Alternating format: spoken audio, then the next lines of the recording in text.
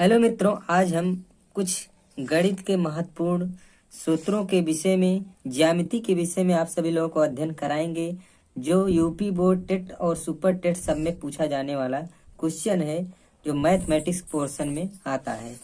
तो आज हम अपने जो इस लेक्चर में मैथ के विषय में बताने जा रहे हैं। पहला है यूक्लिड का ज्यामिति परिचय। आप लोग यूक्लिड के विषय में सुने होंगे। यूक्लिड कक्षा 9th और 10th की मैथमेटिक्स में पूरी तरह से दिया गया है।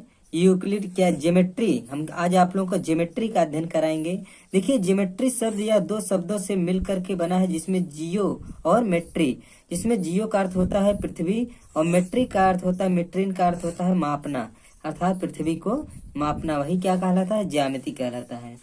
यूनानी वैज्ञानिक थेल्स ने, कौन थे? यूनानी वैज्ञानिक थेल्स ने सबसे पहले जो था इसकी उत्पत्ति प्रदान की। यूनानी वैज्ञानिक थेल्स ने सबसे पहले ज्यामिति की क्या दिया? उत्पत्ति प्रदान की थी। यानी थेल्स नामक वैज्ञानिक जो थे, यूनान के थे, उन्होंने सबसे पहले ज्यामिति के विषय में क्या दिया? अपनी उत्पत्ति जो होता है, जो दिया जाता है, उत्पत्ति लिखा जाता है, ओरिजिन, उसके विषय में इन्होंने सबसे पहले ज्यामिति के विषय में बताया। इसके बाद जो था वृत्त का व्यास, इनका प्रथम कथन क्या था? वृत्त का व्यास वृत्त को क्या करता है? समिद्ध भाजित करता है। वृत्त का व्यास क्या करेगा? एक जैसा वृत्त बना हुआ है, वृत्त का व्यास है बीच वाला, ये वृत्त को क्या कहता है? समिद्ध भाजित करता है।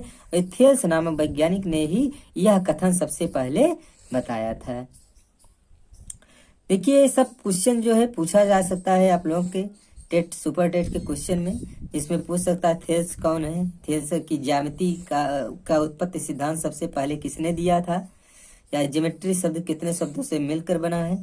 इसके बाद देखें पाइथागोरस जो थे, जो कि थेल्स के शिष्य थे। पाइथागोरस कौन थे? थेल्स के शिष्य थे। इन्होंने ज्यामिति गुणों की व्याख्या किया था। क्या किया? ज्यामिति के गुणों की व्याख्या किया था। अलेक्जेंड्रिया के शिक्षक यूक्लिड, इसके बाद आप लोग जो यूक्लिड का नाम सुना, अलेक्जेंड्रिया के रहने वाले थे, एक शिक्षक थे। यूक्लिड ने इसके सभी प्रकार के, यानी जो थेल्स ने, जो पाइथागोरस ने सारी प्रकार की बातों को, अपने ज्ञान को दिया, वो ज्ञान, उन सारी ज्ञान को व्यवस्थित करके एलिमेंटस में क्या किया?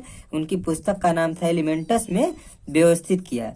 उनके प्रमुख बातें क्या थी? देखिए, जो ज्यामिति की अवधारणा है, पहला था एक बिंदु वह है जिसका कोई भाग नहीं होता। एक बिंदु है जिसका कोई भाग नहीं होता है।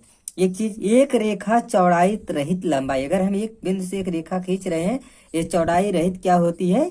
एक लंबाई होती है। एक रेखा के सिरे बिंदु होते हैं। जैसे एक रेखा है, इसका सिरा क्या कहलाएगा? ये बिंदु कहलाएगा। इसका रेखे का सिरा क्या कहलाएगा? बिंदु कहलाएगा। एक पृष्ठ वह है जिसका केवल लंबाई और चौड़ाई होता है। एक पृष्ठ जो होता है उसका केवल क्या होता है? चौड़ाई और लंबाई होता है। जैसे ये पृष्ठ हम ले लिए, इसमें जैसे आधार वाला पृष्ठ है, तो इसका क्या होगा? एक चौड़ाई होगा और एक लंबाई होगा। इसका एक समतल पृष्ठ वह है जो स्वयं पर सीधी रेखाओं के साथ सपाट रूप से स्थित होता है। देखिए, इसके बाद यूक्लिड की अवधारणा है, जिस पर देखिए ज्यामिति की सारे सवाल इसी पर लगता है। पहला ज्यामिति की जो यूक्लिड की अवधारणा क्या था? एक बिंदु से एक या अन्य बिंदु तक एक सीधी रेखा खींची जा सकती। देखिए, एक बिंदु से और एक अन्य बिंदु तक, एक दूसरा बिंदु हम ले लिए, यहाँ से दोनों रेखाओं को मिलाएंगे तो एक सीधी रेखा क्या होती है? खींची जा सकती है। दूसरा, दिए हुए दो भिन्न बिंदुओं से लेकर एक अद्वितीय रेखा खींची। जैसे दो बिंदु दे दिया, एक बिंदु यहाँ, एक बिंदु यहाँ, प्रत्येक बिंदु से हम अद्वितीय रेखा, देखिए बहुत प्रकार की रेखा को खींच सकते हैं। तीसरी पॉइंट क्या है?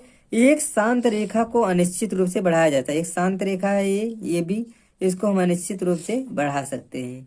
अनिश्चित रूप से बढ़ा सकते हैं, इधर भी बढ़ा सकते हैं, इधर भी बढ़ा सकते हैं। ये तो क्या था? हमारा अवधारणा 2 है। ये अवधारणा 3। अवधारणा 3 में क्या बताया गया था?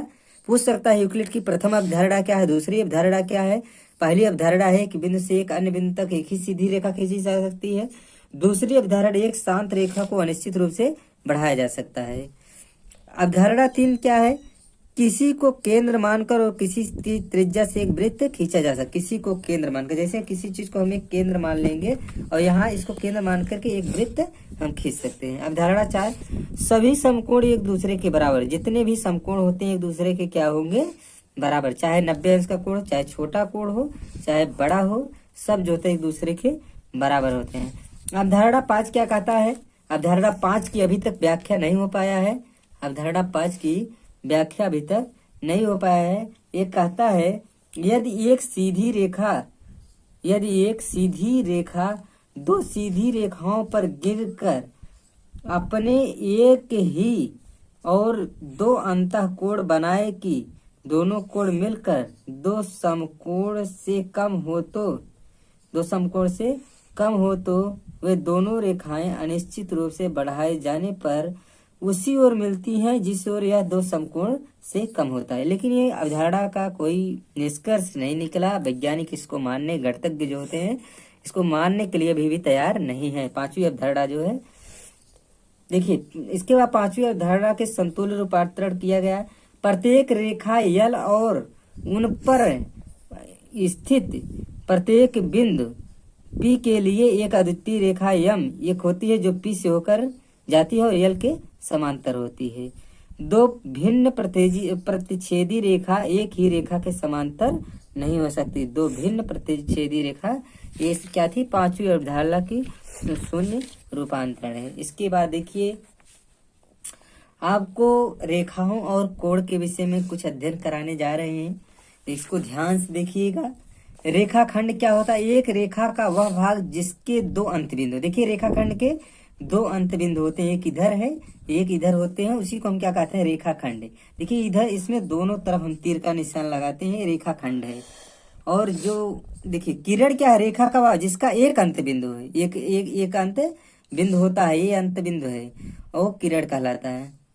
मतलब इसमें दो अंत बिंदु है, इसमें केवल एक अंत, यहाँ अंत हो गया इसका। इसके जो किरण होगा उसका केवल एक अंत बिंदु होता है, रेखाखंड होता है इसका दो अंत बिंदु, मतलब इसका ये लग गया तो इसका मतलब ये अंत बिंदु हो गया। इसके बाद सररेख बिंदु आता है। यदि 3 या अधिक बिंदु एक ही रेखा पर स्थित हो, 3 या अधिक बिंदु, जैसे 3 बिंदु हुआ या इससे अधिक बिंदु एक ही रेखा पर स्थित होगा, उसे हम क्या कहते हैं? सररेख बिंदु कहते हैं। अन्यथा क्या कहा जाएगा? असररेख। अगर कोई पूछ ले सररेख क्या है, या 3 या अधिक बिंदु एक ही रेखा पर स्थित होगा तो उसे हम क्या कहते हैं? सररेख कहते हैं।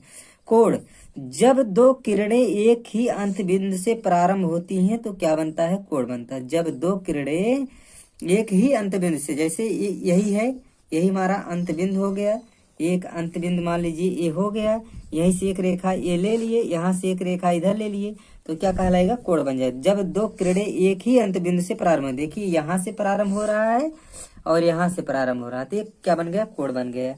क्या होता है? कोण बनता है। भुजाएं, कोण को बनाने वाली दोनों किरणें कोण की भुजाएं कहलाती। जैसे जो कोण बन गया है इसके बीच में जैसे 60 अंश कोण बन गया, तो कोण को बनाने वाली दोनों भुजाएं दोनों कोण किरणें क्या कहलाएंगी? भुजाएं कहलाती हैं।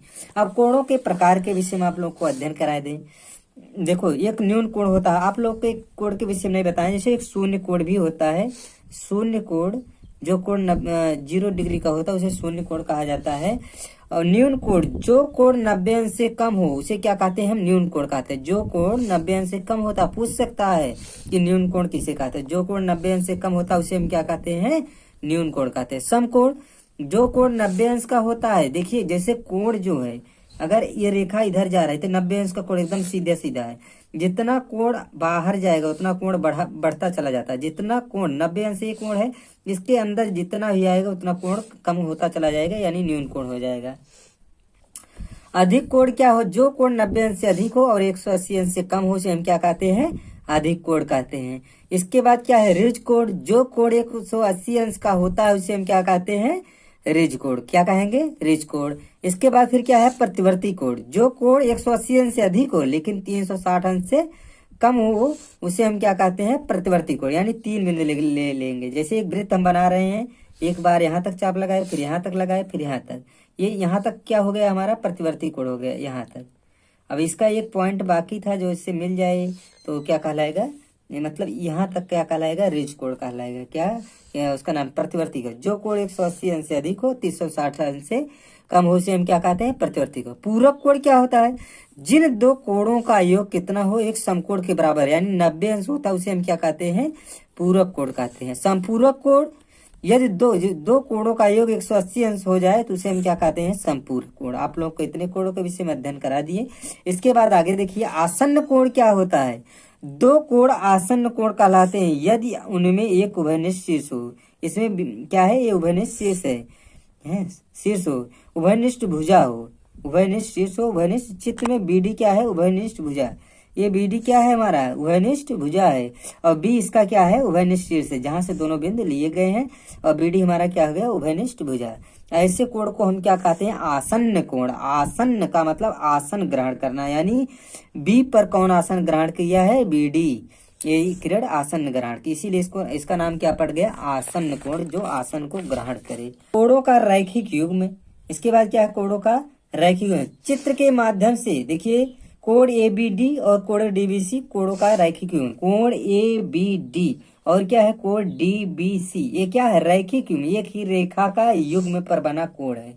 एक ही रेखा के युग्म पर एक कोण, ये हो गया एबीडी और डीबीसी, एक ही रेखा पर बने युग्म के कोण को हम क्या कहते हैं, रैखिक युग्म। एक हमारा एबीडी हो गया, दूसरा डीबीसी हो गया, दोनों का योग कितना होगा, 180 अंश।